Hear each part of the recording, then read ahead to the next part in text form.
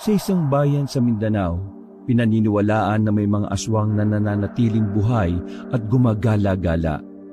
Ayon sa matatandang full-time sa pagkakalat ng tsismis, ang mga aswang daw ay nahati sa 3 hanay. Una, ang mga aswang na talagang halang ang kaluluwa. Ito ang mga uri ng mga aswang na kapag nakasalubong mo sa daan, bukas ay isa ka ng masarap na sisig sa hapagkainan nila. Sinasabing ang mga ganitong aswang ang siyang nagkakalat ng lagim sa bawat baryo noon.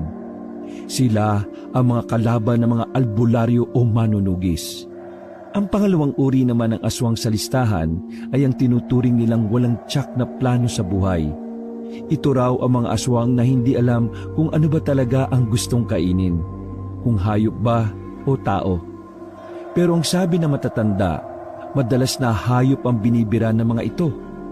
Hindi sila mababait, pero hindi rin naman sila mababangis. Parang sila ang nasa mababang uri ng aswang. Ang pangatlo naman ay ang sinasabi naman na mababait na aswang, kung saan walang naniniwalang may ganito. Kasi una sa lahat, wala namang mabubuting aswang para sa kanila.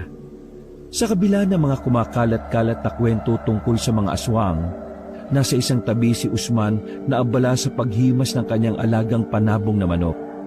Bata pa lang ay nakahiligan na niyang mag-alaga ng manok.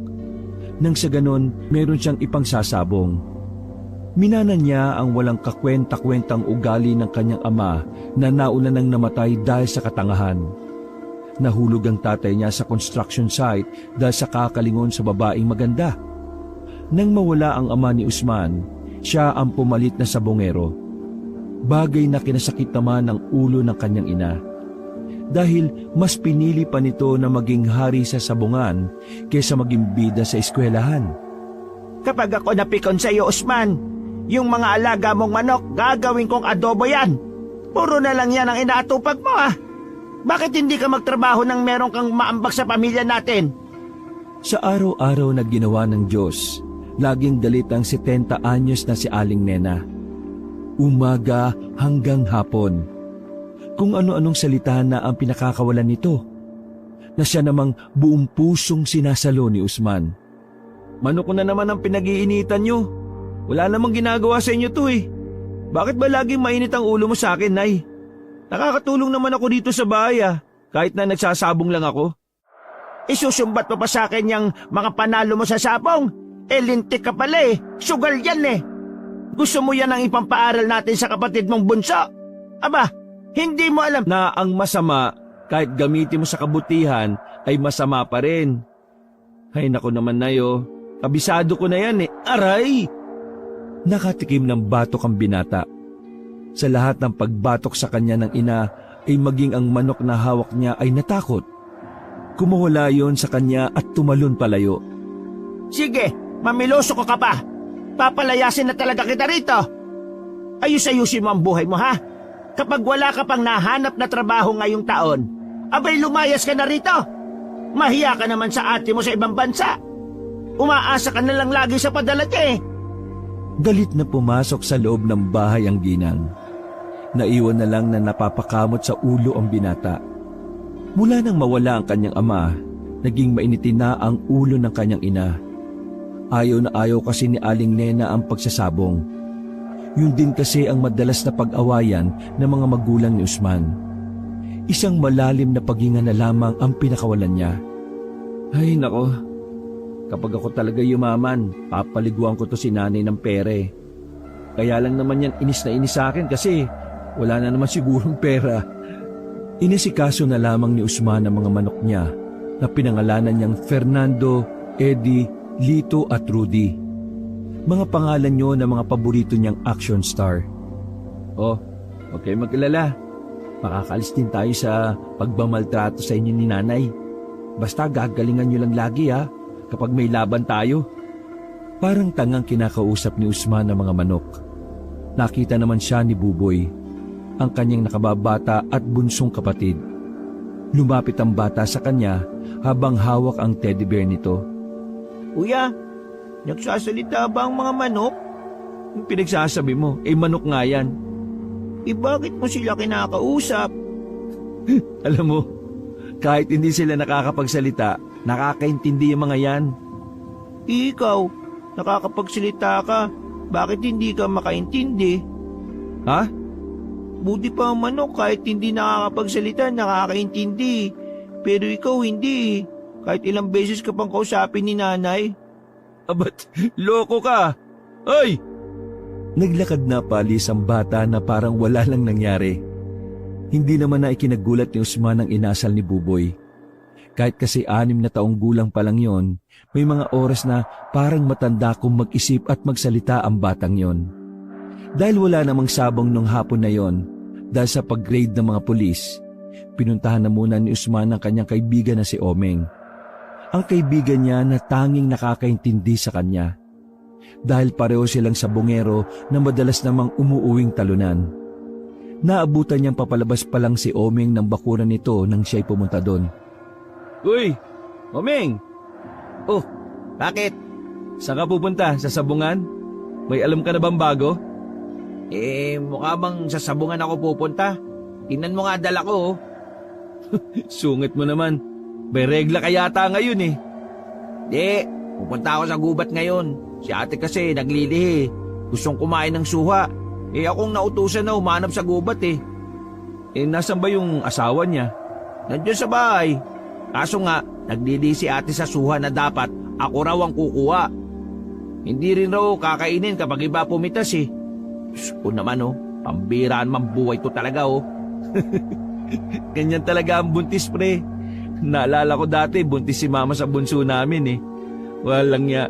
Inutusan pa naman si Papa na kumuha ng mangga sa bayan, pero dapat yung mangga hugis tatsulok daw. Di ba wala namang ganun? Kaya mula nun, napagtanto ko na minsan nababaliw lang yung mga buntis na yan eh. Anong nababaliw? Ganon talaga sila. Hindi mo yun maintindihan kung hindi ka pa nabubuntis. Bakit? Nabuntis ka na ba? Ay nako, ewan ko sa'yo. Uy, sama ako. Boring eh, walang sabong. Sige, samahan mo ako para may katulong akong kumuha ng suwa.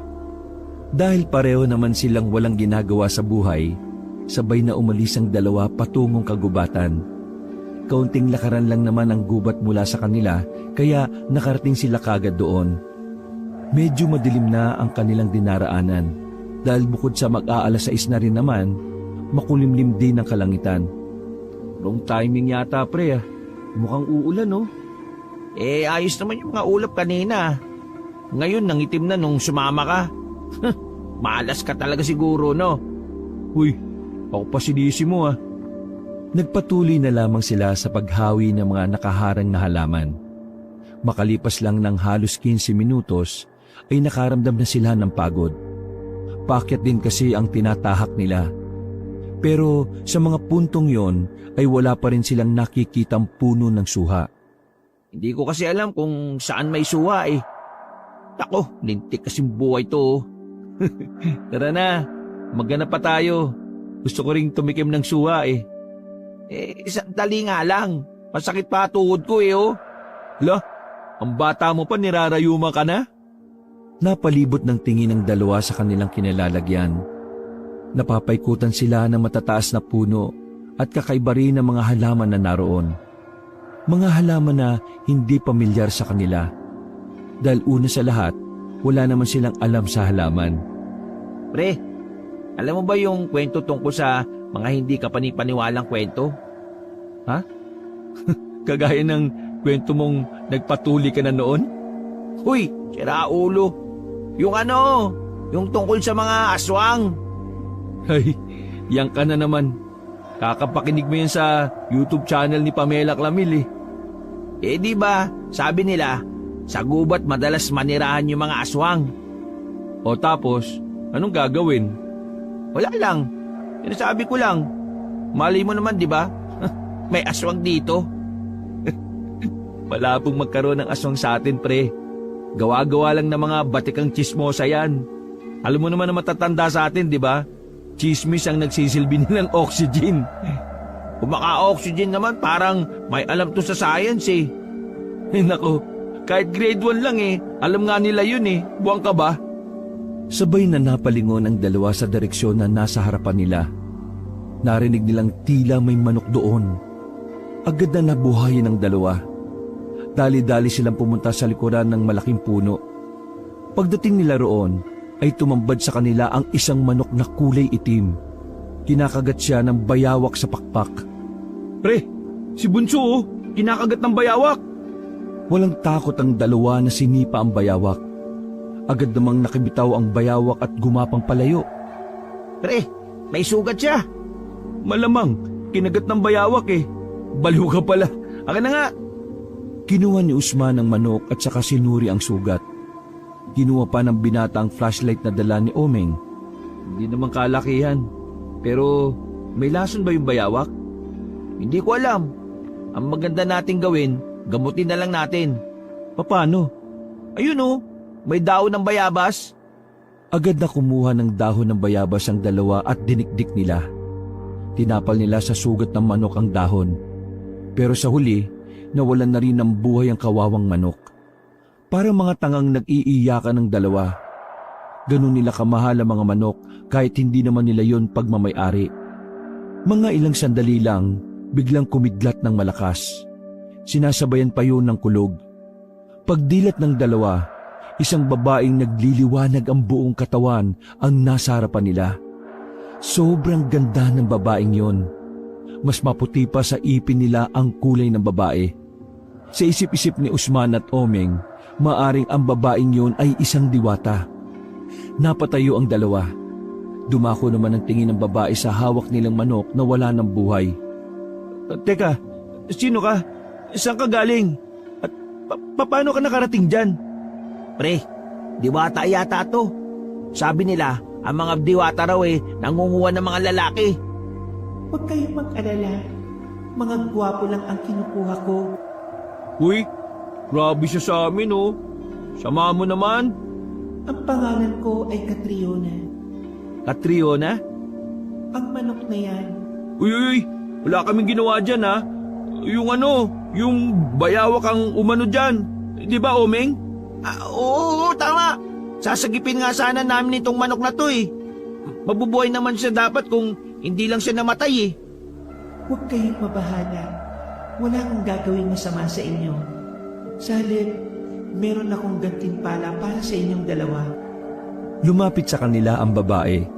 Kinuha ng diwatang yun ang manok. Laking gulat na magkaibigan nang mabuhay ang manok. Ha? Paano nangyari yun? Isa akong reyna sa biringan.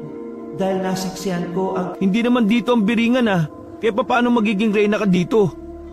Ang biringan ay maraming portal sa kahit saang sulok ng bansa. Kaya kahit saan pwede kaming lumabas, kaya pwede ba? Manahimik ka kung ayaw mong gawin kitang palakang-baog. Napatras ng kaunti ang dalawa dahil sa pagsigaw ng babae. Huminga ng malalim ang diwatang si Catriona. Bilang reyna sa biringan na nakasaksi sa kabutihan ng tao, kayong dalawa ay bibigyan ko ng gantimpala para sa tangkang pagligtas kay San Pedro na aking kaibigan. Pero bago yun, may nais muna akong itanong sa inyo. Tahimik lang na nakikinig ang dalawa. Kung kayo ay nasa isang alanganing sitwasyon, may isang ina na nasa bingit ng kamatayan, at ang pagligtas sa kanya ay magiging dahilan kung bakit hindi mo makukuha ang gintong inaasam. Ano ang gagawin nyo? Uunahin ang ginto o uunahin ang ina? Unahin ko yung ginto. Hindi ko naman nanay yun eh. Sino ba yun? Sandaling napaisip si Usman. Unang pumasok sa kanya ang inang si Nena. Kahit na madalas na bungangaan siya nito, hindi may tatanggi na mahal niya rin yon. Ako, uunahin ko ang ginto. Nagsalubong ang kilay ng diwata. Isa ka pa? Uunahin mo ang ginto? Dahil ang ginto, para sa akin ay ang aking ina. Ha? Huwag ka na nga magpanggap. Uunahin ko ang ginto dahil naniniwala ko na ang isang ina ay maituturing na ginto. Sinasabi mo na ang ina ang uunahin mo? Ang ginto! Ano ba talaga? Ano bang isang ina para sa isang anak? Di ba ginto na may tuturing ang ina? Ginto ang uunahin mo. Ang ina dahil ginto rin siya para sa akin. Pre, pinagugulo mo yung usapan eh. Bakit ba magulong kausap ang mga tao? Nakakainis. Wala na akong oras. Dahil ikaw ay may magandang sagot, ipagkakalob ko sa iyo ang espadang ito. Kumidlat na naman ng malakas. Pagdilat ng dalawa, wala na ang babae sa harapan nila. Pero may naiwan na makapal na espada sa lupa. Hindi makapaniwala ang dalawa sa nakikita nila. Sinampal-sampal pa ng dalawa ang sarili para lamang alamin kung yun ba ay isang panaginip. Pero hindi. Ang lahat ng mga nangyari sa mga oras na yon ay parte ng realidad. Pre, espada ba talaga yan? Tingnan mo, oh. Ang ganda ng disenyo eh. Hahawakan na sana ni Oming ang espada nang bigla siyang napaso doon. Aray, lintik. Bakit mainit? Usman, ikaw nga umawak. Sa'yo binigay yan eh. Nag-aalangan ang binata. Napapalunok pa siya ng laway habang dahan-dahang nilapit ang kamay sa hawakan ng espada. Pagkahawak niya ay wala naman siyang naramdaman. Hindi siya napaso o ano paman. Pre, ikaw nga may-ari niyan. Ikaw lang nakakahawak eh. Langya, anong gagawin ko rito? Yan, di mo alam. Kung sana hindi mo sinayang yung oras ng Reyna ng taga-Biringan eh. E di sana may kasama pang paliwanag yan. Totoo ba talagang reyna ng Biringan yun? Totoo ba talagang diwata yun? Aba, ewan ko. Masuring tiningnan ni Usman ang espada. Detalyado ang disenyo. May mga ukit doon na parang isang eksena. May mga tao na may mga kalabang parang halimaw ang nasa disenyo. Hindi kaya magiging tagapagligtas ka? Sira ulo. Hindi ko nga mailigtas yung manok ko kay mama eh. Tapos magiging tagapagligtas pa ako. Tinusok ni Usman ang espada sa lupa. Hindi mo ba kukunin yan? Sayang naman. Kung makita ni mama sa bahay yan, baka sabihin na nababaliw na ako. Napailing na lamang si Oming. Nanghihinayang siya sa espadang yon. Dahil ayaw namang dalhin yun ni Usman, kumuha na lang siya ng tali sa bag. Sinukbit niya ang tali sa hawakan ng espada at hinila na lang niya. Dadaling ko na lang kung ayaw mo. Hindi mo naman mahahawakan yan eh. Ayos lang. Ang malaga, dala ko. Nagpatuloy sa paglalakad ang dalawa. Halos mangalay si Oming kakahila sa espada. Mabigat kasi yon. Sa tansya ni Oming, 5 kilo ang bigat nun. Pero kung buhatin yun ni Usman, ay parang wala pa yung 1 kilo. Maya-maya pa ay napatigil ang dalawa sa paglalakad. Isang lalaki kasi ang nakita nilang kumakain ng baka sa gilid ng puno. Mas lalo pang kinilabutan ng dalawa nang makita ang mukha ng taong yon. Grabe, anong klaseng tao yan? Pre, hindi kaya aswang yan? Ha? Aswang? Tumigil sa paglapa ng baka ang lalaki. Tumayo yun at tumingin sa kanila. Kitang-kita nila ang nanlilisik nitong mga mata dahil sa lakas ng ilaw na kanilang dala. Teka, isusunod yata tayo. Anong gagawin natin, uy? Unang nilundagan ng aswang ang binatang si Oming. Pumaibabaw yun sa kanya. Hindi naman nagsayang ng oras si Usman. Sinipa niya ang mukha ng lalaki. Nang hindi yung tablan, ay inulit niya ang sipa. Dinoble niya pa ang lakas. Napaatras ang aswang. Umangil ito na parang simbolo ng namumuo nitong galit. Sa hindi malamang dahilan, dumako ang tingin ni Usman sa espadang nasa lupa. Kinuha niya yon. Nabigla naman si Oming nang hawakan niya lang yon ng isang kamay. Bibigatan? Mas pabigat ka pa sa pamilya nyo kaysa sa espadang ito eh. Wow! Sa'yo pa galing yun, ha? Hindi na nakapagsalita si Usman nang muling lumusob ang aswang sa kanila. Pero hinagupit ni Usman ng espada ang aswang. Tinamaan yun sa katawan. Mula sa hita hanggang sa kaliwang balikat. Agad na bumagsak ang aswang. Walang ano-ano ay unti-unti yung naging abo. Uy! Ang nga, pre! Ang galing mo! Hindi talaga pangkaraniwan niyang espada na yan, pre! Maging si Usman ay gulat din sa nagawa niya. Hindi niya kasi inaasahan na kakayanin niyang pumatay ng isang aswang. Nagtataka siyang nakatingin sa espada. Nanlalaki ang mga mata at hindi makapaniwala. Itong espadang to, ayoko nito. Binitiwan ni Usman ang espada at naglakad palayo. Agad naman siyang sinundan ni Oming para pigilan. Uy, siraulo ka ba? Nakita mo naman kung anong kayang gawin ng espada. Napatay mo yung aswang, oh. Pare, ikaw ang papatay sa mga aswang kung sakaling marami nun dito sa probinsya natin. Naku, ayaw ko ng responsibilidad, no? Gusto ko lang maging sabungero. Ay, tanga ka talaga. Gusto mo matuwa sa'yo yung nanay mo, di ba? Eto na yung pagkakataon mo. Ayaw ko nga. Sakit lang sa ulo yan. Kung alam ko lang na mag-iinarte ka ng ganyan di sana inayos ko na lang yung sagot ko para ako na yung pinili ng diwata. Sinayang mo yung pagkakataon na patunayan sa nanay mo na hindi ka walang kwenta. Puro ka sabong. Oo, masaya ang sabong. Pero pre, hindi habang buhay may sabong. Kailangan nating humanap ng ibang paraan na may magandang dulot naman sa iba. Sa'yo talaga galing yung mga salitang yan, ha? Oo, ako kasi may plano sa buhay. Balo ka na magtrabaho sa susunod na buwan. Tapos ikaw, wala kang balak. Ito na nga yung sign para sa'yo para baguhin mo yung buhay mo Ang dali-dali lang magsalita kasi wala ka sa kalagayan ko Doon ka na. Maghanap ka ng suha ang mag-isa mo. Wala, napakaingot mo talaga. Kakainis. Naglakad na paalis si Usman. Hindi na rin siya pinigilan pa ni Oming. Naunang umuwi si Usman sa kanilang bahay ng malalim ang iniisip. Tahimik lang siya sa gilid. Nagtataka na sa kanya ang ina dahil sa unang pagkakataon, palagay ni Aling Nena ay may tumatakbong makabuluhang bagay sa utak ng anak. Hay, mag-igip ka na ng galon sa bakuran. Mawawalan daw ng tubig bukas ng tanghali. Hindi nagsalita si Usman. Diretso lang siyang lumabas ng bahay. Lutang niyang binuksan ng gripo at kinabit ang hose. Ay, isahod mo yung galon. Bakit kaldero yung sinasahod mo? Sabog ka ba? Sakalang natauhan ng binata. Agad niyang sinahod ang isang galon at saka tulala na namang umupo sa gilid. Sa kalagitnaan ng kanyang pagmumuni-muni, dumating ang batang si Buboy. Hawak-hawak nito ang isang itim na libro. Huminto ang bata sa tapat ni Usman. Ayos ko lang, kuya. Nag-iisip ako, huwag kang magulo. Kumagana. Ang ano? Utak mo. Doon ka na nga, buwisit talaga to. Biro lang, kuya. Baka kasi may problema ka kaya pinapatawa lang kita. Huminga ng malalim si Usman. Napansin nito ang hawak-hawak na libro ng bata. Nagbabasa ka na naman ng libro na ganyan, ha?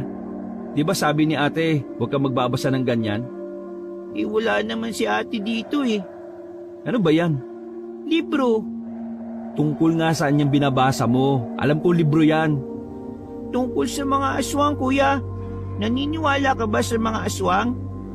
Natuon na naman ang atensyon ng binata sa aswang. Bumalik sa kanyang alaala ang bawat detalye kung papaano niyang napatay ang aswang sa gubat. Napapailing siya. Sa dinami-rami ba naman kasi ng taong mabibigyan ng espada, bakit siya pa? Parang nagsisisi na siya na sumama siya kay Oming.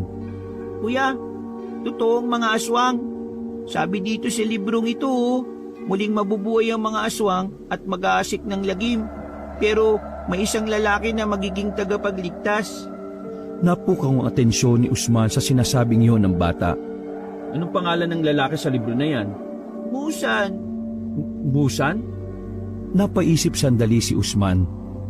Napagtanto niya na kapag inayos ang mga letra sa pangalang Musan, Usman ang kalalabasan. Patingin nga ng librong yan. Inagaw ni Usman ang libro. Isa pala yung comics. Sa unang 2 pahina, nakita niya roon ng drawing na may 2 binata. Sa lapag, meron namang patay na aswang. Ang isang binata ay may hawak na espada. Nang tingnan naman ni Usman ang ibang pahina, ay wala naman itong nakasulat. Blanko lang ang mga yon. Saan mo ba nakuha itong libro na to?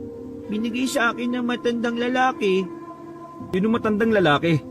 Hindi siya nagpakilala Basta ang sabi niya, basahin ko lang ang mga nasa loob ng librong ito. Makakaroon daw ito ng karugtong kapag natapos na ng tagapagligtas yung kanyang misyon. Palihim na kinilabutan si Usman. Pakiramdam niya, may koneksyon ang mga ginagawa niya sa librong yon. Sige na, kuya. tumulala ka muna. Kanina pa puno yung galon, no? Bye-bye. Napailing na lamang si Usman. Hindi naging maganda ang gabing yon para kay Usman. Kahit na umuulan at malamig ang panahon, hindi pa rin siya makatulog. Iniisip niya pa rin ang mga nangyari. Para kasi sa kanya ay napakamahiwaga ng mga sandaling nasa gubat sila. Ayaw ni Usman na maging tagapagligtas. Nasanay kasi siyang hindi umaako ng responsibilidad. Pinakaayaw niya kasing gawin ay ang isipin ng ibang tao na hindi naman niya kapamilya. Ay, kainis. Kung alam ko lang na ganito ang mangyayari, ginto na lang din sana yung pinili ko. Bumaba si Usman sa kanilang maliit na sala. Nakita niya roon na gising pa ang kanyang ina. Sa hindi maipaliwanag na dahilan, nakaramdam siya ng awa kay Aling Nena. Mula nang mawala ang kanilang ama, batid niyang walang araw na hindi nalulungkot ang kanilang ina. Napangiti si Usman ng bahagya. Napagtanto niya na kahit madalas siyang binubungangaan ng ginang, nararamdaman pa rin niya ang pagmamahal nito sa kanilang magkakapatid. Pero ginto pa rin ang pipiliin niya sakaling tanungin ulit siya ng diwata. Bakit gising ka pa? 10:00 na. Mahinahon ng ginang. Marahil may nakuha na siguro itong perang padala ng panganay na anak na nasa ibang bansa. Hindi ako makatulog na eh. Umupo si Usman sa katre na kaharap ng kanyang ina. Bakit? May gumugulo ba sa utak mo? Meron na eh. Ay, kawawa ka naman. Sabog na nga lang ang nasa utak mo, may gumugulo pa. Nanahimik sandali si Usman. Bumelo siya sa gustong itanong sa kanyang ina. Nay, may gusto sana akong itanong eh. Oo, nakuha ko na yung padala ng ate mo. Yung ba'y tatanong mo? Ay, hindi po, Nay. Ano? Nay, naniniwala ka ba sa aswang? Napatigil ang kanyang ina sa pagtatahi. Tumingin ito sa kanya ng seryoso pa rin ang mukha. Hindi naman inaswang ang mga manok mo, di ba? Bakit mo tinatanong yan? Naisip ko lang, Nay. Totoo ang mga aswang, Usman. Yung mga kwento ng matatanda rito, hindi lang sa chismis. Totoo yon. Paanong naging totoo? Totoo, tunay. Maraming nakapagpatunay nun eh. Lalo na yung mga magsasaka dati nung ate mo pa lang ang anak namin ng papa mo. Maraming aswang dito dati. Pero ang sabi, unti-unti silang umalis mula nang dumami na rin ang mga tao. Nakakita ka na ba ng aswang, Nay? Hindi pa. Pero nakaramdam na ako. Inaswang din ako noon dati nung buntis ako sa ate ninyo. Teka, bakit ka ba interesado? Nakakita ka na ba ng aswang? Nagdalawang isip si Usman kung sasabihin ba niya sa ina ang nangyari. Nababahala kasi siya na baka matakot ito kapag nalaman din ang kanyang ginawa. Hindi, Nay. Na-curious lang ako kasi may nabasa akong comic sa palengke. Nako, delikado ang mga aswang, Usman. Kumakain daw sila ng tao. Kaya kapag nakakita ka ng gano'n, abay, tumakbo ka na lang. Ay, sige na. Ay, matutulog na ako. Matulog ka na rin kapag inaantok ka na, ha? At yung pinto, iikandado mo ng maayos. Naglakad na rin paakyat ng hagdan ng ginang. Napangiti na lamang si Usman. Yung kasi ang unang pagkakataon na hindi tungkol sa pagsasabong niya ang kanilang napag-usapan. Napasandal na lamang si Usman sa dingding. Pero maya-maya lang, may biglang may kumatok ng malakas sa kanilang pinto. Malakas din ang ulan noon kaya walang ideya si Usman kung sino yon. Grabe, pambihira naman. Sama na ng panahon, may mga uutang pa kay nanay.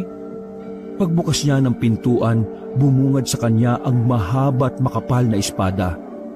Nanlaki ang mata ni Usman. Nabahala siya na baka makita yun ng kanyang ina at kapatid. Napansin niya ang tali na nakasabit pa sa hawakan ng espada. Dahil doon, ay alam na niya agad kung sino ang nagdala nun. Visit ka talaga, Oming, oh. Walang nagawa si Usman. Kinuha niya ang espada at tumakbo siya sa garden nila sa likod ng bahay. Naganap si Usman ang maaring pagtaguan ng espadang yon, pero masyado itong mahaba at malapad. Walang kahit na anong kahon ng pagkakasyahan nito. Kaya ang ginawa niya, kahit na lumalakas pa ang ulan, ay nagukay siya sa kanilang garden. May bubong naman ang kanilang garden kaya hindi lahat ng parte noon ay nababasa. Yan, diyan ka na muna. Buisit na oming yun ah. Nakahinga ng maluwag ang binata, pero hindi pa rin natatapos ang problema niya. Hindi naman kasi kalaliman ang pinagbaunan niya ng espada. Kinabukasan ng umaga ay maagang umalis ang ina ni Usman. Naiwan silang dalawa ni Buboy. Tulala na naman si Usman sa mga pagkakataong yun. Hindi mawala-wala sa isipan niya ang panaginip. Nakita niya sa kanyang panaginip ang diwatang si Catriona. Sinasabi nito sa kanya na gamitin ang espada sa kabutihan. At nagbabala rin ng diwata na may mga paparating na masasamang nilalang para maghasik ng kadiliman. Gulong-gulo na ang utak ni Usman. Hindi niya alam kung papatulan niya na ba ang sinasabi ng diwata at ang pamimilit sa kanya ni Omeng. Pero nag-aalangan pa rin siya. Hindi na lang din kasi sarili niya ang kanyang iniisip. Patid niyang kapag pinanindigan na niya ang pagiging tagapagligtas, maaaring madamay rin ang kanyang ina at kapatid. Dali-dali niyang hinukay ang kanilang garden. Kinuha niya ang espada. Binalot niya yun sa kumot at habang kakaunti pa lang ang tao sa labas, tumakbo siya patungo sa kagubatan. Doon siya nagukay ng mas malalim at mas mahaba. Pero habang ginagawa niya ang paghukay, may matandang lalaki na puti na rin ang buhok ang huminto sa kanya. Nagtataka si Usman kung papaano may matandang napadpad doon, gayong mataas ang parting yon at lubang nakakapagod akyatin. Sino ka? Sinundan mo ba ako? Ngumiti ang matanda at umupo sa malaking bato na nasa gilid ni Usman. Ako si Tandang Selo. Ako ang nagbabantay sa kagubatan na ito. Nagbabantay? Oo. Kaya alam ko rin kung ano ang nasa loob ng kumot na yan. Gusto mo sa'yo na lang. Ayaw ko niyan eh. Tumayo ang binata at taknang aalis na sana. Pero nagsalita si Lolo Selo na labis na nakasagi ng pride ni Usman. Kang duwag! Anong sabi mo? Tunay nga ang sinabi ng nakababata mong kapatid. Duwag ka sa responsibilidad. Ikaw ba yung matandang nagbigay sa kanya ng libro na may 2 page lang ang laman? Tumango-tango ang matanda habang may ngiti pa rin sa mukha nito. Kilala ko ang diwatang si Catriona. Reyna siya sa kanilang kaharian. Maswerte ka dahil nakita niya ang pagiging busilak ng puso mo kahit puro kasabong. Magkakilala kayo ng diwatang yon? Dati na rin niya akong ginantimpalaan. Ginamit ko ang gantimpala niya sa kabutihan. O di, ikaw na lang gumawa ng pinapagawa niya. Bakit ako pa? Dahil sa henerasyong ito, ikaw lang ang pinakakarapat dapat. Ayaw ko pa rin, no? Pero alam mo na totoong may mga aswang. Nakita ko ang ginawa mo. Huwag kang magkaila. Umiling-iling si Usman. Huwag mo nang hintayin na pamilya mo na mismo ang direktang ginambala ng aswang. Tapos wala kang magawa. Dahil tinanggihan mo ang misyon. Pagkatapos noon ay naglakad na ang matanda palayo. Nag-iwan ng palaisipan sa utak ni Usman ang huling sinabi ng matanda sa kanya. Ganun pa man, tinuloy pa rin niya ang paghukay. Hanggang sa binaon nga niya ang espada sa lupang yon. Anong tagapagligtas? Bibigyan niyo pa ako ng problema eh. Pagbalik ni Usman sa kanilang bahay ay naabutan niyang nag-aabang si Omeng sa kanilang bakuran. Gumunguya pa yon ng tinapay. Inis niyang nilapitan ng kaibigan. Kung talaga sira ulo ka rin eh, no? Bakit mo dinala rito yung espada? Eh kung nakita ni nanay yun, eh di budget na naman ako. Sayang kasi. Eh di sana ikaw na lang. Kung pwede lang. Bakit ka ba nandito? Alam kong wala ka namang pakialam eh. Pero pre, kagabi pala, bukod dun sa aswang na napatay mo, may isa pang aswang na namataan sa nyugan. Alam mo naman na wala akong pakialam eh. Bakit sinasabi mo pa? Tek lang kasi. Alam mo ba kung bakit ko sinasabi to? O ano? Para alam mo. Buwisit ka, umalis ka na nga! Tinulak niya si Oming palabas ng kanilang bakuran. Pumasok na lamang si Usman sa loob ng kanilang bahay at naabutan niya ang librong itim sa ibabaw ng lamesa. Muli niyang tiningnan ang nilalaman ng libro.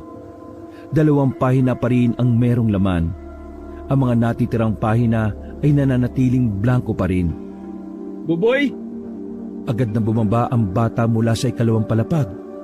Nagtataka itong tumingin sa kanya. Itong libro mo, pakalat-kalat. Baka mamaya gawin panggatong to ni nanay eh. Wag, wala pa ngang kadugtong eh. Gusto ko sa birthday ko may kadugtong na ito. Mangarap ka na lang. Umiiling-iling ang binata nang umakyat na lang din ito sa 2 palapag. Natulog lang siya ng natulog. Maggagabi na nang magising siya. Ang una niyang inatupag ay ang kanyang mga manok. Nung hapon na yon ay naisipan na lang kasi niyang magsabong. Kinuha niya ang manok na si Eddie. Hinihimas-himas niya pa yun nang bigla siyang makaramdam ng kakaibang pamamanhid sa kanyang kanang kamay. Nabitiwan niya si Eddie. Aray, buwisit. Nangyayari sa akin? Bakit ganito? Hanggang sa hindi na niya namalayan na humahakbang na pala ang kanyang paa. Uy, ano to? Bakit ako naglalakad mag-isa? Pabilis ng pabilis ang lakad ni Usman hanggang sa tumatakbo na pala siya. Dinala siya ng kanyang mga paa sa kagubatan. Huminto siya sa harapan ng mismong pwesto ng pinagbaunan niya ng espada. Ay nako, sinasabi ko na nga be. Kahit na ayaw hukayin ni Usman, parang may nagtutulak sa kanya na gawin ang bagay na yon. Hindi niya kayang pigilan. Sunod-sunuran lang siya sa kanyang kamay. Natagpuan na lamang niya ang sarili na binubungkal na ang pinaglibingan niya ng espada. Hanggang sa tuluyan na nga niyang nakita ang espada. Kinuha niya yon.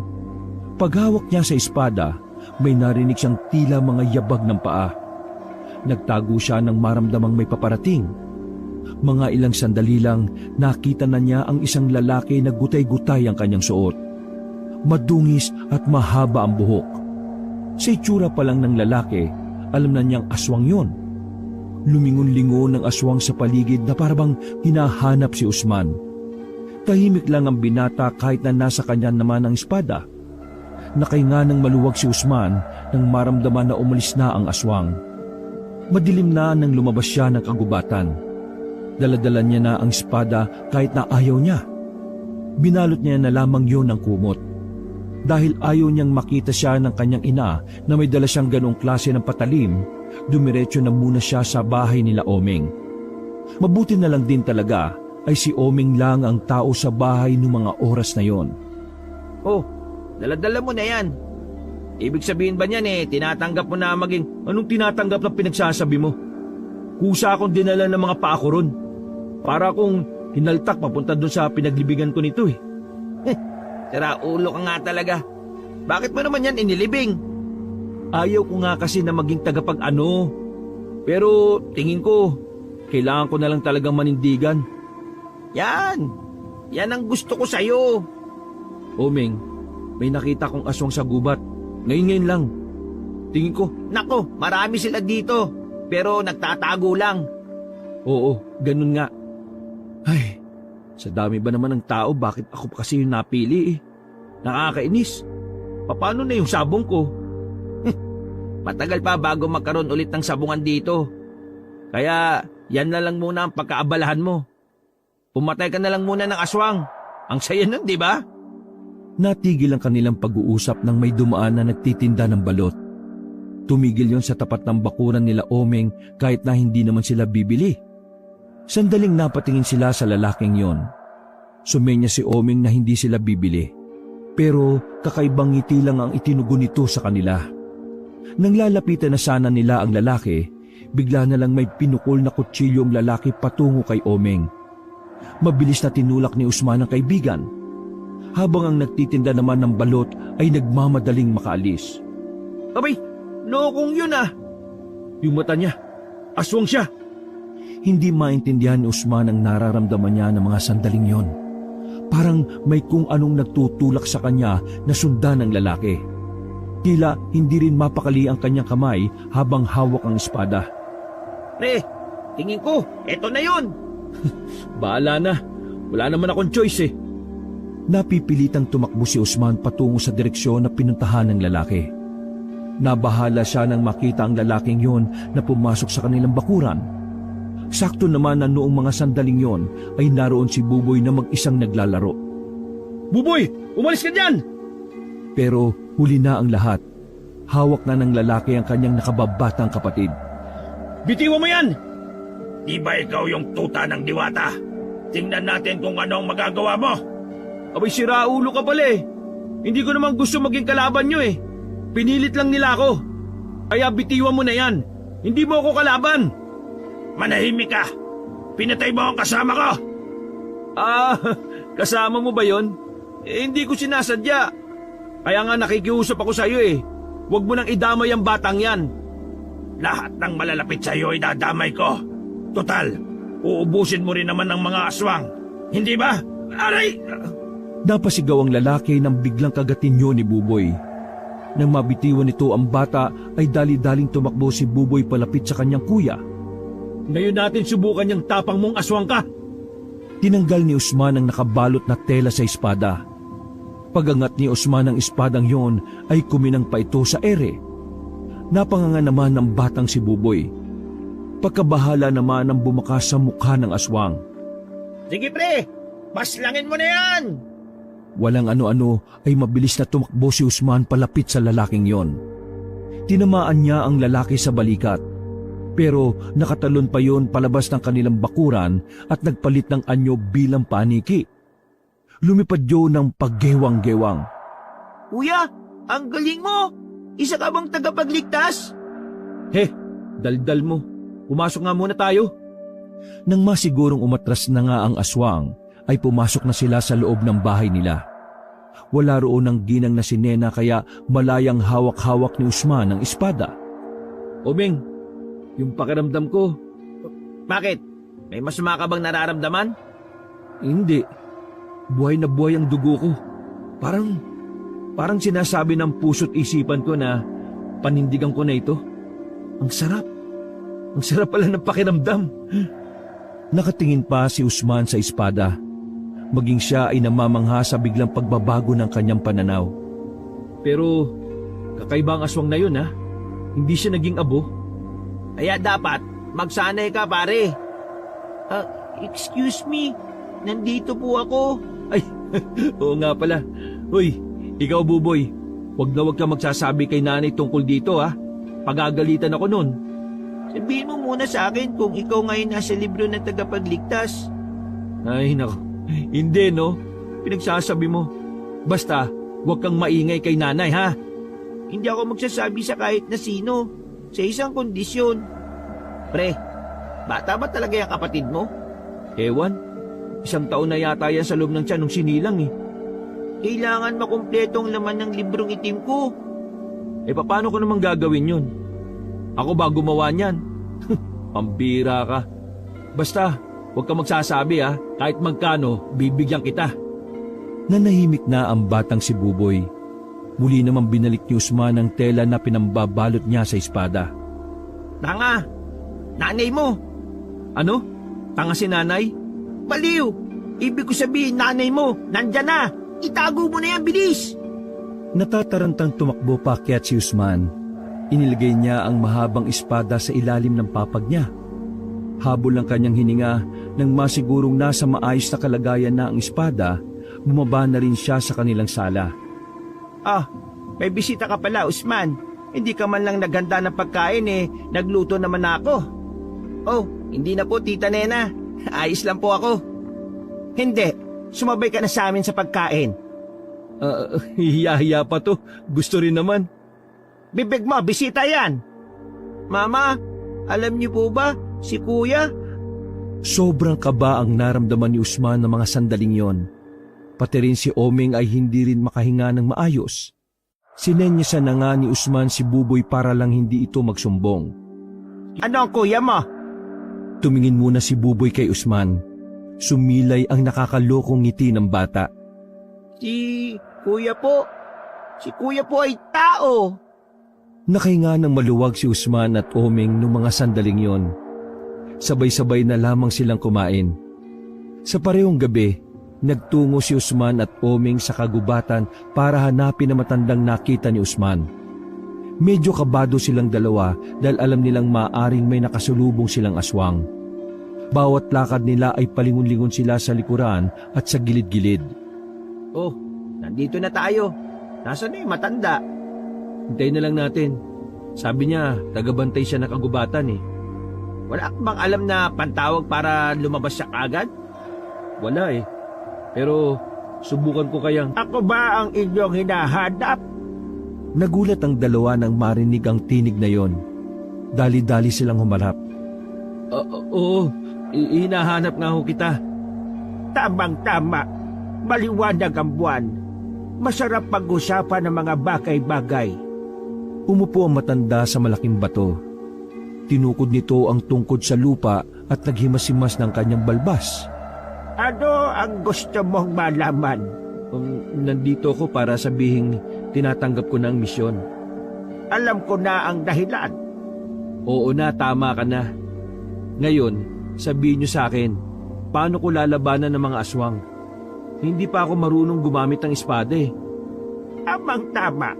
Sasanayin na kita dahil nalaman ko na kung saan ang mga lungga nila. Ano? Handa ka na ba? Ngayon na ba tayo magsasanay? Oh, hindi pwedeng bukas. Hindi pwedeng sa susunod na mga araw. Sa loob lang ng magdamag na ito, dapat matuto ka. Dahil kung hindi, bahala ka na sa buhay mo. Pambihira naman. Kayo itong pumilit sa akin na maging tagapag-ano ninyo eh. Tapos mabadaliin niyo ako. Yaan mo na, pre. Ayos lang yan. Kung konti lang matututunan mo, yung iba, matututunan mo na lang yun sa karanasan mo. Tama ang kaibigan mo. Hindi lahat matututunan mo mula sa iba. Tumayo ang matanda. Nagulat na lang bigla si Usman nang hagupitin siya ng tungkod nito. Mabuti na lang ay mabilis na naisalag ni Usman ang malapad na espada. Uy, teka! Sa tunay na laban, walang teka-teka. Labanan mo ako na para kung aswang na kailangan mong paslagin. Kayo na! Muling lumusob ang matanda. Parang magkasing edad lang silang dalawa sa kung paanong gumalaw si Lolo Selo. Sa katunayan, mas mabilis pa nga itong humagupit kumpara kay Usman. Huy! Matanda ka ba talaga? Aray! Tinamaan ni Tandang Selo ng tungkod ang binata sa tiyan. Yan pa lamang ang ginagawa ko sa iyo pero nabibilipit ka na kagad. Tandaan mo, mas malala at brutal ang mga aswang. Pinilit bumangon ni Usman. Nakakaramdam na siya ng panliliit at insulto. Hindi siya papayag na matandang uugod-ugod lang ang tatalo sa kanya. Kaya siya naman ang umatake noong mga sandaling yon. Pero laking gulat ni Usman nang salagin lang ng matanda ang espada gamit lamang ang tungkod. Maging si Oming ay natumba sa kinauupuan nang dahil sa labis na gulat. Pinagpapapalo na matanda si Usman hanggang sa mabitiwan na ng binata ang hawak nitong espada. Walang palag si Usman. Tuluyan na siyang natalo sa laban na yon. Nawalan pa siya ng malay dahil tinuktok siya sa ulo ni Tandang Selo. 4:00 na ng madaling araw nang magising si Usman. Napabangon siya kaagad nang makita niyang nasa isang kubo na sila. Nasaan tayo, Oming? Nandito tayo sa bahay ni Tandang Selo. Nawala ka ng malay sa laban nyo eh. Diyos ko, napakahina. Tinungkod ka lang na matanda eh. Nasaan na si Tandang Selo? Maglalaban ulit kami. Aray! Ay, sakit.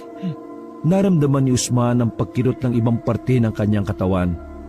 Angya, paano ko harap sa mga aswang kung sa matanda lang hindi na ako manalo? Pwede ka namang humarap sa kanila. Napatingin silang dalawa ni Oming sa pintuan ng kubo. Pumasok ang matanda at dala ang pinakuloang barakong kape.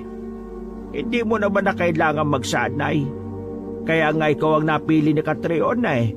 Kasi alam niyang may natatago kang talento sa pakikipaglaban. Para saan pa yung ginawa natin? Wala. Sinaktan lang kita para masanay ang katawan mo sa sakit. Gustuhin man ni Usman na gumanti pero masakit pa ang buo niyang katawan. Pakiramdam niya ay binugbog siya ng taong bayan. Ano yan, pre? Hindi ka pwedeng umuwi ng ganyan. Mayayari ka sa nanay mo. Ito kasing matandang to eh. Lakas ng trip eh. Oh, huwag ka mag-alala. Mamaya ay lalagyan kita ng mga gamot para mawala ang iba mong nararamdaman. Dahil kinabukasan ng gabi, sasabihin ko sa'yo kung saan mo makikita ang mga lungga nila. Biglang sumeryoso si Usman noong mga sandaling yon. Sigurado ka ba na kaya ko talagang lumaban? Pagtiwala ka sa sarili mo, Usman. Tiwala lang. Teka, tungkol sa libro. Totoo ba na kung ano yung mangyayari sa akin, madudugtong dun sa libro na ibinigay mo sa kapatid ko? O nga, kaya kung gusto mong magandang kwento ang mabasa ng kapatid mo, abay, ipanalo mo ang laban na ito. Sa totoo lang, wala naman akong malalim na dahilan para lumaban eh. Wala namang kasalanan sa akin ng mga aswang eh. Pero gagawin ko na lang ang makakaya ko para makabuo ng magandang kwento. Pagkapagalala, pre. Kapag ikaw namatay, ako nang bahala sa kape at biskwit. Doon na nagpalipas ng oras ang binatang si Usman. Si Oming lang ang umuwi para sabihin kay Aling Nena na may pinuntahan si Usman. Naiwang mag-isa si Usman sa kubo. Umalis din kasi ang matandang si Selo. Sinamantala na niya ang halos buong maghapon para sanayin ang kanyang sarili. Hindi na rin kasi masakit ang katawan niya noon, kaya kahit na papaano ay nakakakilos na siya. Hapon na makabalik si Tandang Selo. May dala itong kasuotan na siya namang pinasuot nito kay Usman. Yan, sinuot ko nung kabataan ko yan. Yan din ang sinuot ko nung unang kinalaban ko ang mga aswang sa kapis. Nilaban mo ba ito? Siyempre naman, mas mabango pa yan sa kilikili mo. Nilabas ni Tandang Selo ang isang papel. Binigay yun ng matanda sa binata. Nang basahin yun ni Usman ay nakita niya ang mga lugar na nakasulat doon. Ang mga lugar na yan ay lunggaan nila. Ngayong gabi, pwede mo na silang isa-isahin. Tumangon na lamang si Usman. Bumalik na muna siya sa kanilang baryo. Palihim niyang pinagmasdan mula sa labas ang kanyang kapatid at ina. Bumuntong hininga si Usman. Inisip niya na lang din na ang gagawin niya ay para protektahan din ang kanyang pamilya. Dinaanan niya si Oming. Si Oming kasi ang magsisilbi niyang kanang kamay. Gusto rin naman ni Oming na maging alalay ni Usman. Tuwang-tuwa kasi ito sa tuwing nakikitang tinataga ni Usman ang espada sa mga aswang. Ano, handa ka na ba? Ayos na ako. Ikaw ba? Hindi na ba masakit yung katawan mo? Medyo masakit pa rin pero konti na lang. Excited na ako. Ang saya nito. Anong masaya? Papanganib yung gagawin natin, no? Tara na nga. Sinimulan na ng dalawa ang maglakad. Sumakay sila ng jeep. Yung ibang pasahero ay napapatingin kay Usman dahil sa pagiging abala ng espada sa espasyo. Pakita mo kaya sa kanila yan para hindi na tumingin. Siniko na lamang ni Usman ang kanyang kaibigan.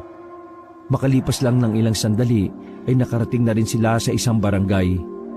Ayon sa unang lugar na nakasulat sa papel, may isang pamilya ang aswang na naninirahan sa barangay na yon. Kalmado lang si Usman nung mga sandaling yon. Hindi niya rin maunawaan kung bakit parang naglaho ang kaba sa kanyang kalooban. Nang marating na nila ang tapat ng bahay ay inihanda na ni Usman ang kanyang sarili. Oming, lumayo ka ng konti. Lumapit si Usman sa pintuan.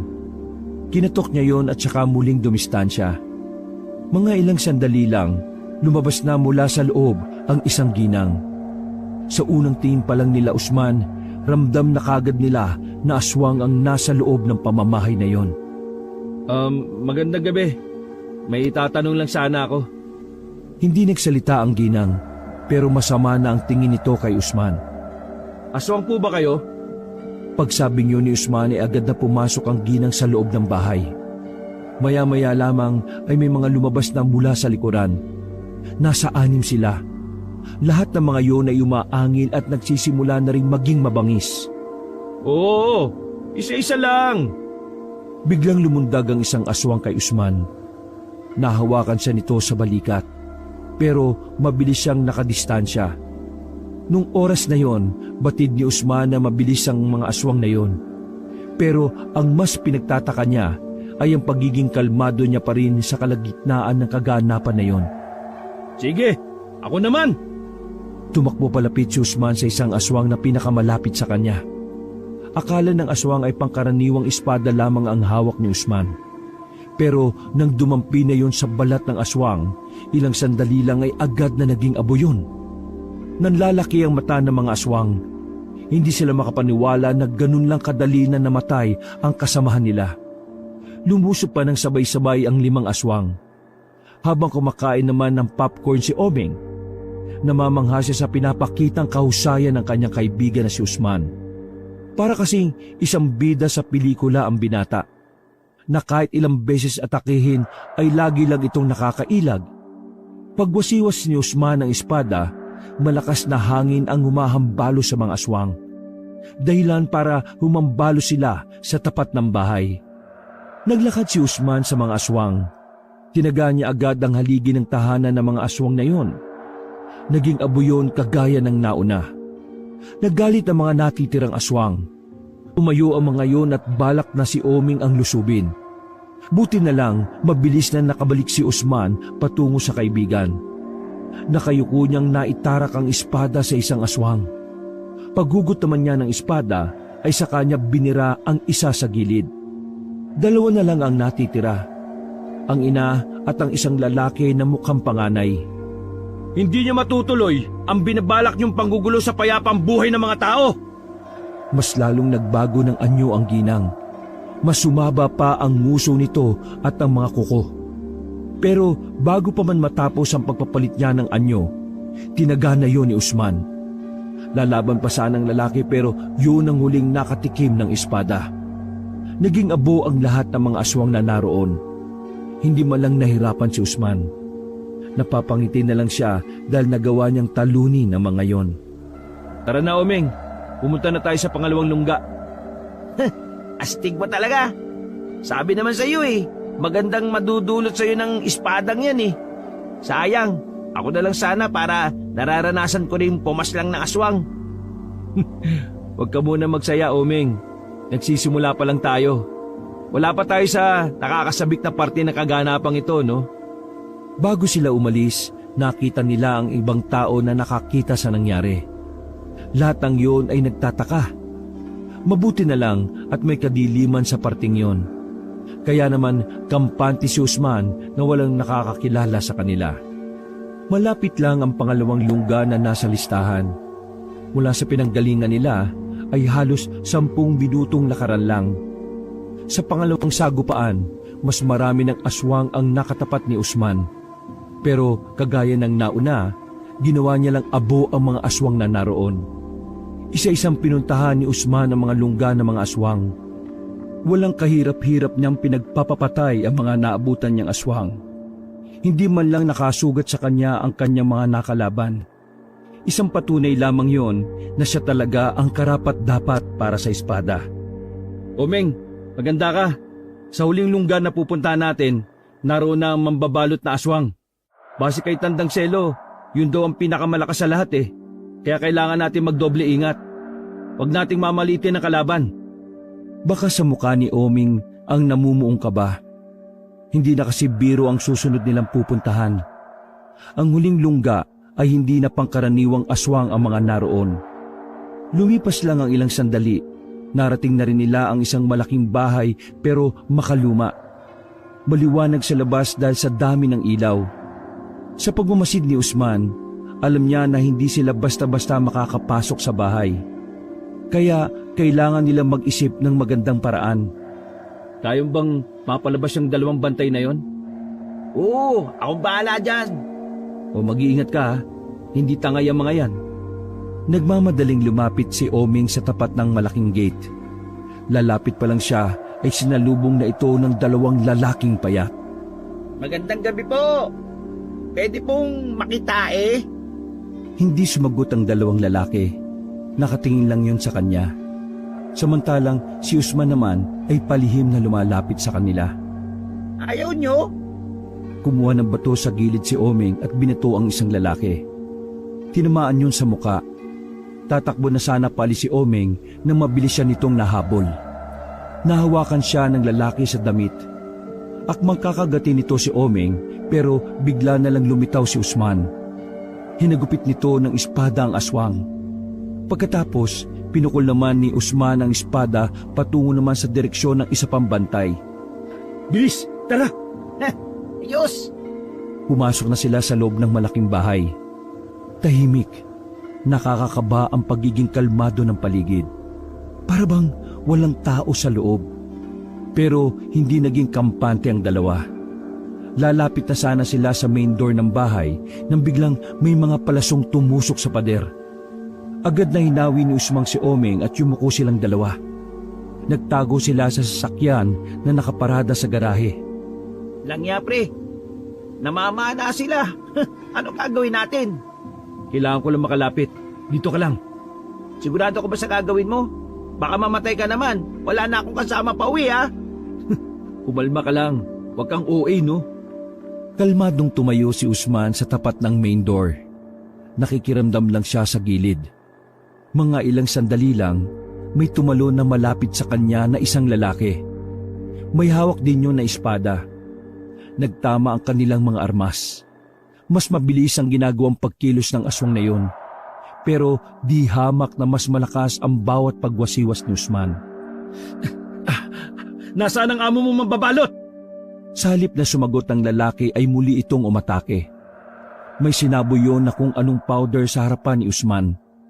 Dahil doon, napuwing ang binata. Naging bentahe naman yon ng aswang para patamaan ng espada ang binata. Napaatras si Usman. Tagas agad ang dugo sa kanyang braso. Pero hindi yun ininda ni Usman. Dahil sa mga sandaling yon, mas lalo siyang ginanahan na makipaglaban. Itinaas niya sa ere ang kanyang espada. Mula itaas ay winasiwas niya yon sa direksyon ng kalaban niya. Malakas na hangin naman ang humambalo sa aswang. Bumalandra yon sa gate. Tutuluyan na sana ni Usman ang aswang na yon pero biglang may dumating. 3 aswang din na kasing katawan lang ng 2 bantay. Meron ka pa palang baka pa. Omeng, ngayon na! Tuwang-tuwa si Omeng dahil sa wakas magagamit na rin niya ang napulot niyang granada sa gubat. Agad na inalis ni Omeng ang pin ng granada. Hinagis nito ang granada sa kinaroroonan nila Usman. Mabilis din namang nakapagtago si Usman sa gilid. Lasog-lasog ang katawan ng 3 aswang. Pero buhay pa ang aswang na may hawak na katana. Hindi na nagsayang ng oras si Usman. Tinaganan niya yun sa likuran. Nang mapatumba na ang kalaban sa labas, tuluyan ang nakapasok sa loob ng malaking bahay si Usman. Pero sa kasamaang palad, wala roon ang mambabalot na aswang. Wala siyang inabutang kahit na sino sa loob. Pero nararamdaman ni Usman na may mga nagmamasid sa kanya roon. Huwag na kayo magtago. Alam kong nandiyan kayo. Lumabas na kayo. Tapusin na natin to ngayong gabi. Naglabasa ng mga nasa itaas. Hindi yun bababa sa 10. Lahat ng yun ay nakatakip ng itim na tela ang mga mukha. Parang mga ninja yun pero aswang. Hindi inaasahan ni Usman na sabay-sabay na lulusob sa kanya ang mga nilalang na yon. Kahit na mabilis umilag si Usman, sa dami ng umaatake sa kanya ay nahihirapan na rin siya. Idagdag pa na ang unang tinamaan sa kanya ay ang kanang kamay niya. Ganun pa man, hindi niya pa rin binibitiwan ng espada. Maigpit ang hawak niya roon kahit may tagas na ng dugo mula roon. Mas may mga utak ang mga ito kumpara sa kanina. Pag-atake ulit ng mga aswang ay nagawang tamaan ni Usman ang isang lalaki. Pero sa halip na maging abo, bigla na lang naging katawan ng puno yon. Ha? Ilusyon? Tama, isang ilusyon lang ang mga ito. Kailangan ko lang mahanap kung alin dito ang totoo. Dahan-dahang umatras si Usman. Habang paabante naman ng mga aswang, sinusuri ni Usman ang mga yon kung alin ang naiiba. Pero lahat ng yon ay magkakapareho talaga. Muli, bumwelo si Usman. Pagwasiwas niya ng malakas ng espada, tumalsik ang mga yon sa pader. Pero wala pa ring nangyari. Hindi pa rin lumalabas ang tunay. Wisit, hirap nito ah. Sugutan na si Usman ng mga sandaling yon, pero hindi siya maaaring sumuko. Sa kanya nakasalalay ang kaligtasan ng maraming tao sa kanilang baryo. Kapag natalo siya roon, maaring pagharian ng mga aswang ang kanilang lugar. Isip, Usman, mag-isip ka. Umataking muli ang mga aswang. Pinagkakakalmot siya ng mga yon. Sa puntong yon ay hirap na rin siyang makailag.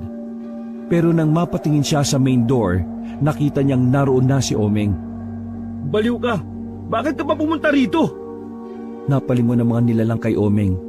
Naglabas lang si Omeng ng isang tali ng bawang. Napatigil ang mga aswang na yon sa paglapit.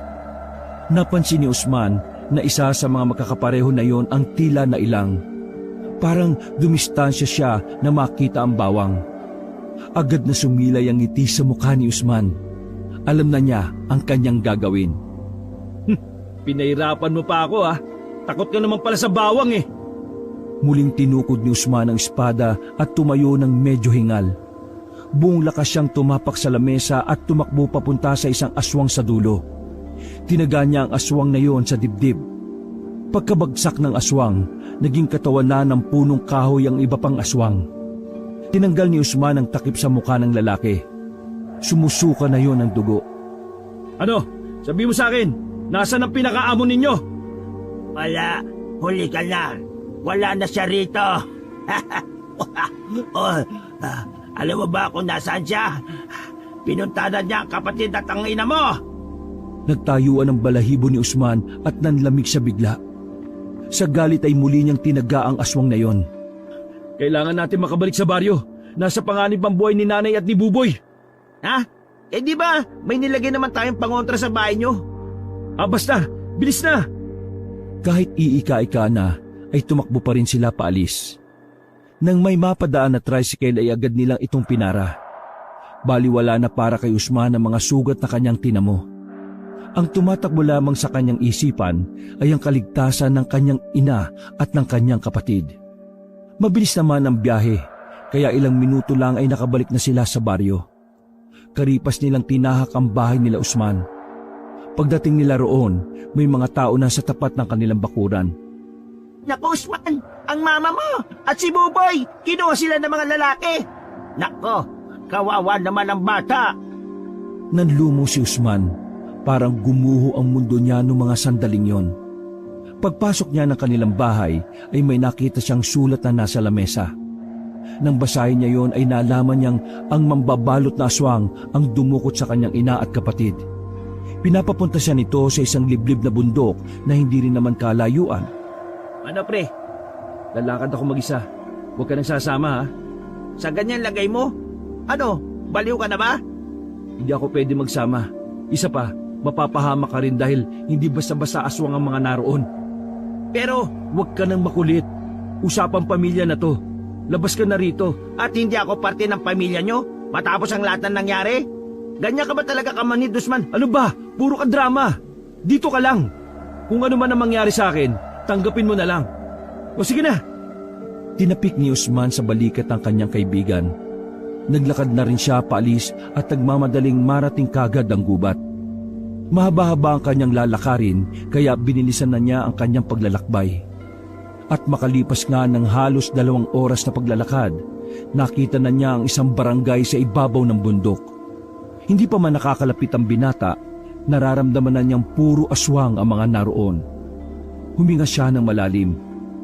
Diwatang Catriona, gabayan mo sana ako. Pakiusap. At Diyos ko, Panginoon, kayo na pong bahala sa amin. Kayo na pong bahala sa amin ng nanay ko at ng kapatid ko. Lakas loob na lumapit si Usman sa barangay. Bungad pa lang ay hinarang na siya ng mga aswang. Maya-maya lang ay dumating na rin ang aswang na mambabalot. Hila-hila naman mga kalalakihan ang ginang at bata na parehong nakatakip ang bibig. Tingnan mo nga naman, isang modernong mandirigma ang naririto. Isang binatang nauto ni Tandang Selo. Pakawalan mo silang dalawa. Ibibigay ko ang espadang ito. Bakit? Tingin mo ba interesado ko dyan? Alam mo kung anong kailangan ko? Ang ulo mo! Kung ganon, malalaman natin yan. Pumorma na ng pakikipaglaban si Usman. Iho, hindi ka pwedeng lumaban sa akin. Kasi kapag ginawa mo yon, itong dalawang ito, gugulong ang ulo. Kaya kung ako sa'yo, kung gusto mo pa silang mabuhay, sumuko ka na sa akin. Umiling-iling ang kanyang ina. Maging si Aling Nena ay hindi papayag sa gusto ng mga aswang. Pero hinagis ni Usman ang espada sa harapan ng pinunong aswang. Kasunod noon ay lumapit ang mambabalot na aswang. Pinagsasapak siya nito sa muka sa harapan ng kanyang ina at kapatid. Hindi pa nakontento ang aswang na yon. Pinagkakalmot nito si Usman sa likuran. Malakas nga ang espadang dala-dala mo, pero kulang ka pa sa karanasan. Hindi mo ako matatalo dahil wala ka pa sa kalingkingan ko, bata. Napatingin si Usman sa kalangitan. Nakita niyang may itim na ulap at ang panakanakang kidlat na naiipon doon. Natawa na lamang si Usman.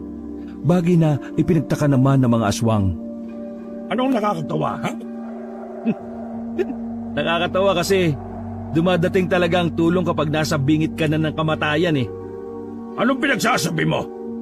Nagulat na lang silang lahat nang biglang tumama ang kidlat sa espada ni Usman. Tinamaan din ng ibang aswang, habang ang mambabalot naman ay nakailag. Tumayo si Usman. Parang nagkaroon siya ulit ng panibagong lakas. Wala na siyang nararamdamang hapdi sa kanyang katawan. Dinampot niya ang espada na mainit-init pa. Nagpatunog siya ng leeg at direktang tumingin sa pinuno ng mga aswang.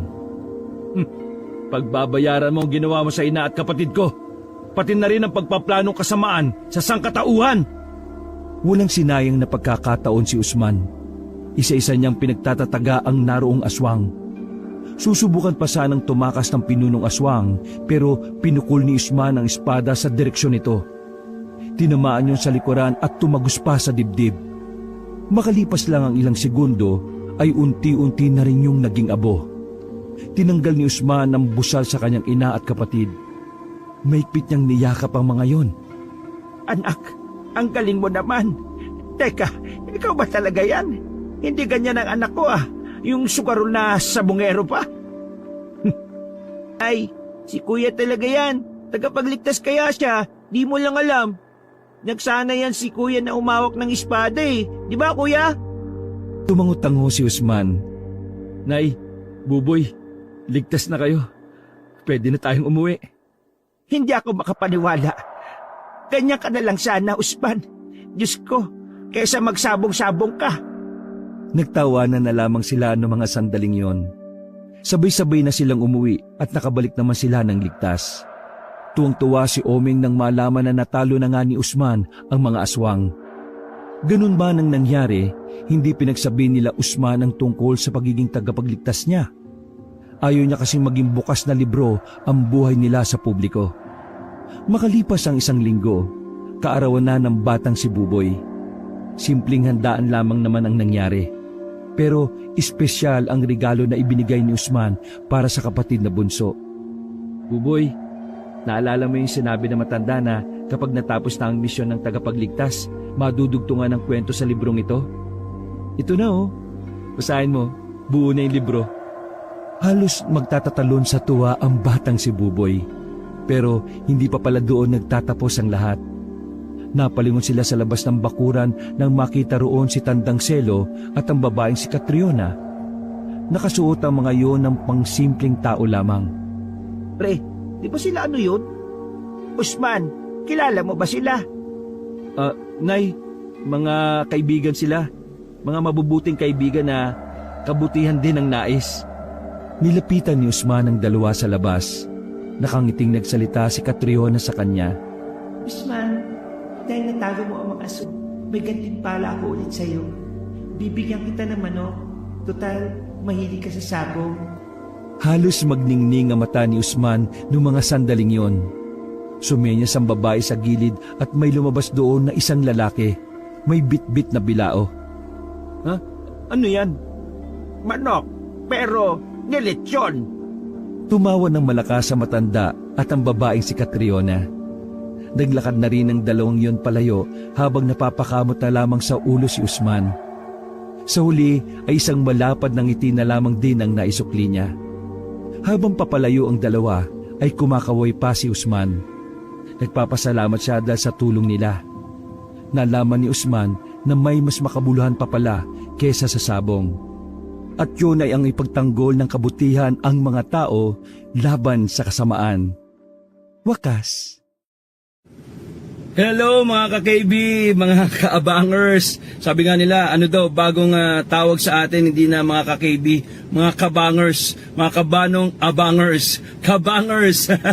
So ito na naman po ang inyong kabanong, no. Nako, meron po akong good news sa inyo. So meron po tayong panibago na naman pong channel, no, kasi talagang gusto namin patuloy kayo na bigyan ng mga iba't ibang magagandang kwento, mapa-horror man yan o mapa-aswang, no. So gusto po namin na makapagbigay sa inyo ng patuloy at walang sawang entertainment. So para pag kunwari tapos na po ninyo akong pakinggan at marami pa kayong ginagawa at gusto niyo pa rin pong makinig na mga kwentong mga kababalaghan, meron naman po tayong isa na naman pong bagong channel. Ito po ka-Team KB po natin. Ito po ay ang mga kwento ni Lola Telang. Yan. So babae naman po na matanda ang magkukwento sa inyo. Pero ang boses sa likod ng Lola Telang ay walang iba kundi si Miss Yvette Tagura Resurrection. Opo, actually po itong si Miss Yvette, kung hindi niyo po nitatanong, siya rin po ay isang batikang voice actor o voice actress. Opo, sa mga Korean telenovela, mga Mexican novela. Siya po ay nagdadub at siya rin po ay nagdedirect, okay, ng mga characters po. Okay, so kasama po natin siya sa dubbing, and at the same time, ito malupit, artista po ito. Kung kayo po ay nanonood ng Wow Mali noon ni Joey De Leon, di ba meron pong mga prank doon? So siya po ay artista, okay, doon sa Wow Mali. So kumbaga hindi lang po ito voice actress, kundi talagang artista po ito on camera. Ayan. So ngayon po ang maganda po niyan ay na-invite na po natin siya na maging ka-Team KB po natin at magbibigay sa inyo ng mga kwentong kababalaghan, horror at saka mga aswang, no. So ang good news niyan, kasama rin po ako dito ni Lola Telang. Opo, yung kumbaga si Miss Yvette, siya si Lola Telang at iba pang mga iba't ibang boses ng babae, iba't ibang characters. Ngayon, pagdating naman sa lalaki, ako naman po, ang inyong abang lingkod, ang magboboses. So, for the first videos, ako po magiging kapartner niya. Yan. Kaya kumbaga talagang grabe, hindi na po kayo mabibitin sa pakikinig sa ating mga horror and aswang channel, no. Marami na po tayong ini-invite talaga para mag-entertain sa inyo. Dahil sabi ko nga madalas, no, palagi nakikita ko po sa comment na yung mga OFW especially po na talagang alam niyo po habang nagtatrabaho, imbis na nai-stress sila, pagod, 'di ba? Ang daming problema dito sa Pilipinas.